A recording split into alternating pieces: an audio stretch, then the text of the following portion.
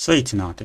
Šodien viena ļoti ātra lekcija par to, kā pabeigt vai uzlabot jau izveidotu dzīvokļa plānu ar mēbeļu specifikācijām un telpu apdares darbu tabulām.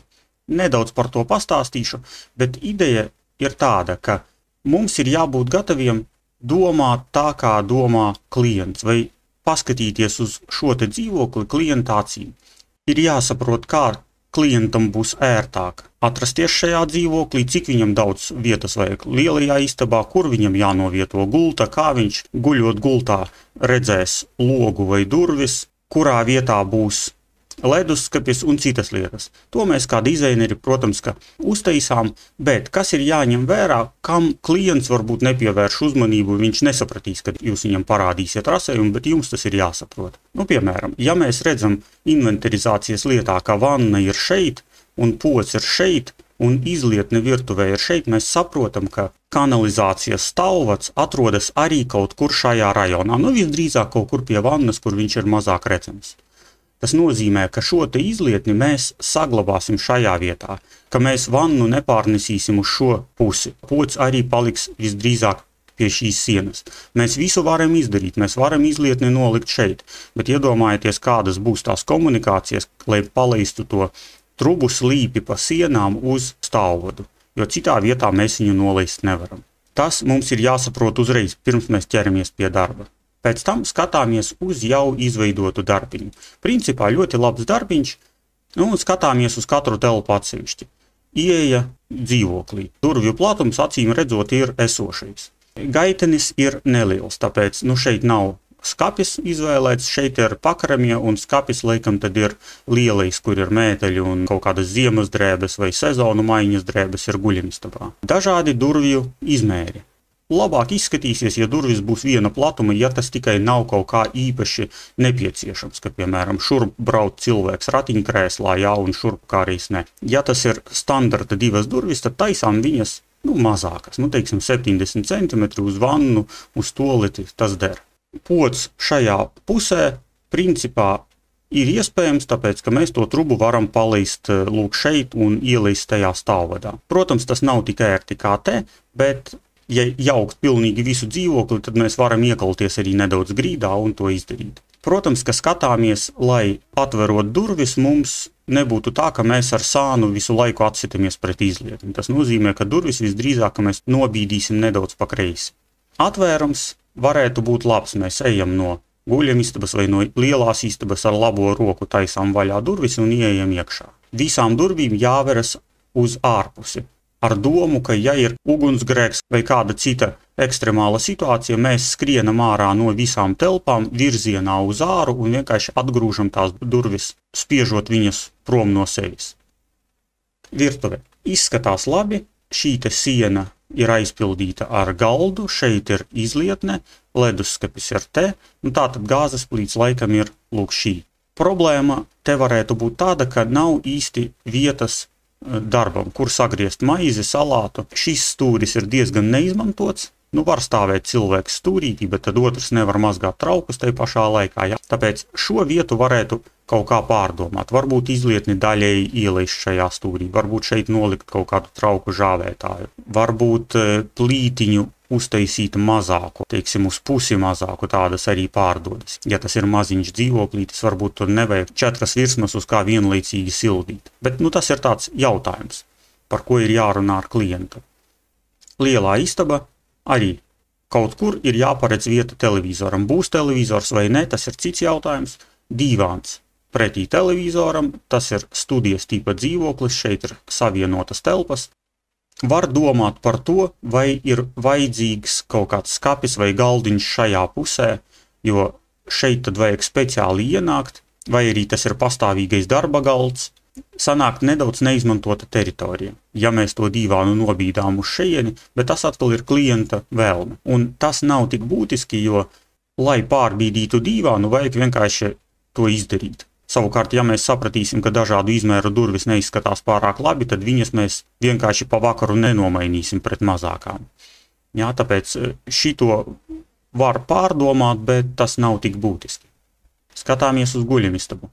lielais skapis, diezgan ietilpīgs, 60 cm dziļš, tas ir standarts, divguļamā gulta, naktskapītes, varbūt ir jāpaskatās naktskapīti internetā vai tādi pārdodas, jā, jo šitais izskatās ir platāks nekā standarta naktskapīši. Un viņš ir tikai no vienas puses, ja mēs pērkam gultu jebkurā internetu veikalā, tad viņa vai nu nāk ar 2 naktskapīšiem, vai nu nāk vispār bez viņiem. Tāpēc to jāņem vērā. Kaut kāda darba virsma.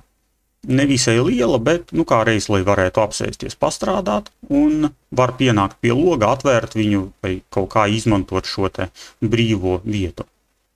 Protams, kamēr mēs esam salikuši lūk šitādas te mēbeles, tas viss izskatās skaisti, jautājums, vai tas atbilst mērogam, vai tieši tādu dīvānu mēs varam iegādāties veikalā. Un tāpēc ļoti labi, un galvenais klientam tas būs saprotami, ja mēs viņam parādīsim, lūk, šitādu gultu es izvēlējos tavam dzīvoklim, pie tam būsim pārdomājuši arī tapešu krāsu vai krāsojumu sienām. Lūk, ir gultas izmēri, lūk, ir apmēram materiāls, kāda tā ir gulta, jo cilvēkam tas var būt būtiski, varbūt viņš ne gultai, bet varbūt kaut kādam krēslam vai kaut kādam dīvānam negrib izmantot dabīgu ādu, varbūt viņam ir kaķis un vajag tādu materiālu, kuru kaķa nagi nevarētu saplēst tik viegli. Ja mēs viņam dosim cenu, tad viņš varēs arī rēķināt savu budžetu.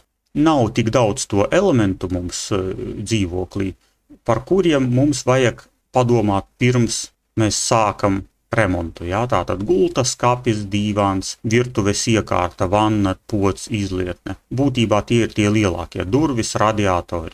Tātad, ja mēs tos lielākos un dārgākos objektus varam salikt vienā tabuliņā, lai cilvēks var saskaitīt cenu un paskatīties, varbūt viņam nepatīk šitās skapis, tad viņš izdomās kaut ko citu. Viņš paņems, varbūt labi viņš samaksās dārgāk, bet viņam būs kaut kas viņam atbilstošāks. Bet tas jau ir viņa problēma. Mēs piedāvājam savu variantu. Otra lieta ir telpu apdares tabula.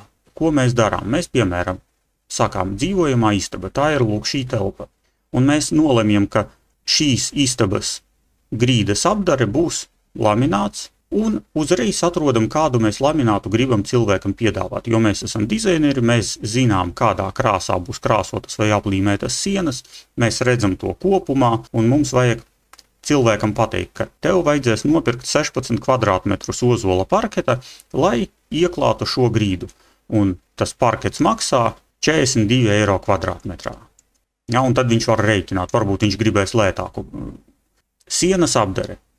Pat neesot dzīvoklī, mēs redzam, ka tas ir veļ dzīvoklis, mēs, protams, nezinām, varbūt tur ir špaktelētas sienas, bet jebkurā gadījumā, ja mēs nojaucam šo sienu, piemēram, tad šīs sienas gals būs izdrupis. Viņu vajadzēs špaktelēt. Mēs norausim tapetes vai vecos skapīšus, būs palikuši caurumi sienās. Jebkurā gadījumā, jaucot veco dzīvokli, mums būs nevis vienkārši jāuzlīmē tapetes, bet būs jāpielabo tās sienas. Un visdrīzāk, ka nebūs jāpārbūvē visas sienas. Tāpēc mēs nevaram izskaitļot, cik ir kopējā sienu platība un pateikt, tik mēs špaktelēsim, teiksim tur. 30 kvadrātmetri virtuves sienu tik špaktelētas. To mēs konkrēti zināsim tikai pēc tam, kad būsim aizgājuši uz to objektu un paskatījušies, bet reāli mēs varam paredzēt, ka, piemēram, šitās sienas gals tik špaktelēts, šīs durvju aila tiek aizmūrēta un špaktelēta no abām pusēm, jā, te kaut kādi caurumi. Tad mēs varam paredzēt kaut kādus 3, 4, 5 kvadrātmetrus špaktelējumās platības, jo jebkurš darbs maksā naudu. Un meistars par špaktelēšanu paņems nosacīti 20 eiro par kvadrātu, es īsti nezinu. Tāpēc mēs paredzam sienas apdares atjaunošana, piemēram, šai gadījumā diezgan daudz, bet tas ir visa dzīvojamā istaba, jā, tāpēc varbūt tā arī ir. Un pēc tam mēs krāsojam, piemēram, sienu ar ūdens dispersijas krāsu, vai vienalga kādu, un vēlams norādām krāsu pēc kataloga. Tātad ir Sadolin, ir Kaparol katalogs, ir citi katalogi. Un vienmēr rakstām vai analogs, jo tā mēs izvairāmies no interešu konflikta, kad mums pēc tam kāds varētu pārmest, ka mēs speciāli lobējam kaut kādu firmu, lai pārdotu tieši viņas produkciju. Nē, mēs vienkārši atradām labu krāsu un pasakām, ka ja klients grib, viņš var nopirkt tādu pašu krāsu tikai citas firmas. Un šeit rakstām visas mūsu sienas platību. Atgādinu, kā AutoCADā mēs mērām sienu, mēs paņemam visparastāko līniju, piemēram, guļamistabas siena, novelkam pa perimetru,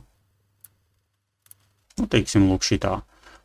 Redzam, ka viņas garums ir 14,89 15 metri un 15 metrus sareizinām ar griestu augstumu. Tad mēs zinām, ka mums sanāks kaut kur pie 30 kvadrāti. Un tad, ja mēs krāsojam visu guļamistabu, tad ierakstīsim krāsojums, tur 32 kvadrātmetri ar kaut kādu rezervīti. Un tā mēs ejam cauri visai tabulai, tātad koridors, un ņemam vērā, ka te, piemēram, mums būs parkets uz grīdas un balti krāsoti griesti un aplīmētas ar tapetēm sienas. No sienu platības mēs varam izmest ārā durvju aili, bet arī ne visu, tāpēc, ka šeit mums šīs te maliņas visdrīzāk būs līdz durvīm jānokrāso, bet, piemēram, lielā istaba varētu būt tā, ka šeit, piemēram, ir krāsojums vai tapetes sienām, bet virtuvē, teiksim, tas krāsojums un tapetes varētu aiziet līdz galda virsmai. Un šeit jau sākas skapīši, durtiņas, tā virsma, kas ir pretī darba galdam. Un šajā vietā līdz pat ēdam zonai būtu ar flīzēm noflīzēti, tad mums ir jāparedz vairākas apdares vienai telpai, ja mēs šito pieņemam kā vienu telpu. Ja mēs vēl viņu sadalām arī pa grīdu, ka, piemēram, parkets ir līdz virtuvei un šeit, piemēram, sākas flīzes, tad gan mēs varam šito atstāt kā dzīvojamo istabu, šito kā virtuvi. Ja tā ir viena studijas tipa telpa, tad mēs varam paredzēt parketu visai grīdai un divus sienu apdares veidus, piemēram, tapetes, kas būs nosacīti 40 kvadrātmetri, un flīzes, kas būs, piemēram, 8 kvadrātmetri.